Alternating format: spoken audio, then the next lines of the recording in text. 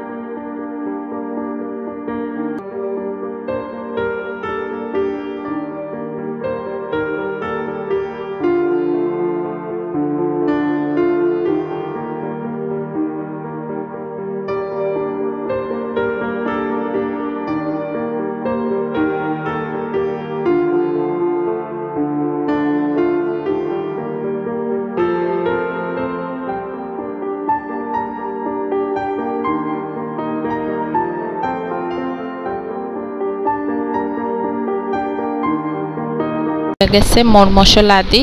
তো মই কিন্তু এখন গরম তেলের মধ্যে চামচ দিয়া একটু একটু করে দিয়ে দিতে আসি।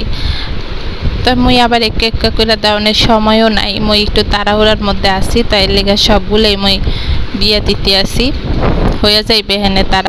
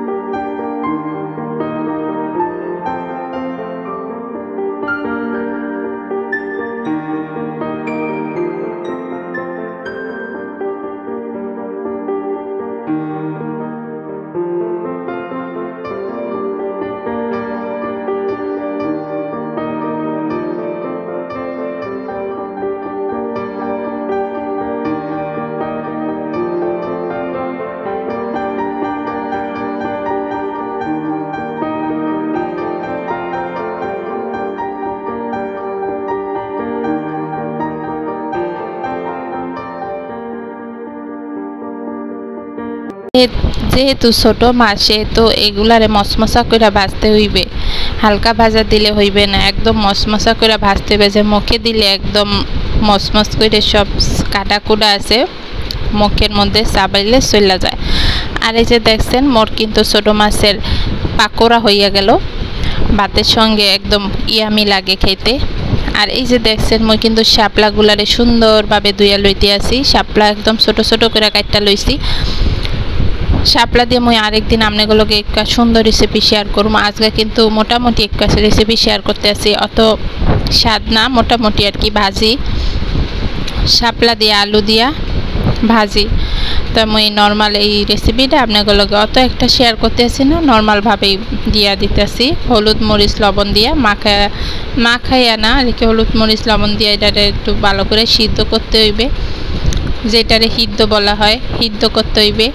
তো সিদ্ধ করার পরে মই কিন্তু আবার একটু মাঝখানে একটু পেঁয়াজও দিয়ে লইছিলাম, পেঁয়াজ দেওয়ানোর কথা ভুলে গেছি। তো যাই হোক, মোর রান্না বাড়া কিন্তু একদম প্রায় শেষের পর্যায়ে চলে আইছে।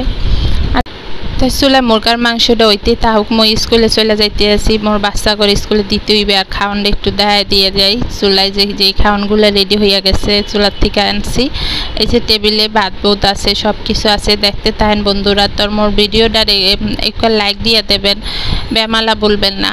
আর নতুন বন্ধুরা মোর চ্যানেলকে একটু সাবস্ক্রাইব করে দিতে ভুলবেন না। আর ভালো থাকবেন সকলে। মই কিন্তু আপনাকে ভিডিও ফুল দেখি, তাই যারা মোর ভিডিও ফুল দেখেন তাদের জন্য অসংখ্য ধন্যবাদ আর ভালোবাসা রইল আর দোয়া রইল। সকলে ভালো থাকবেন। আসসালামু আলাইকুম ওয়া রাহমাতুল্লাহি ওয়া বারাকাতুহু।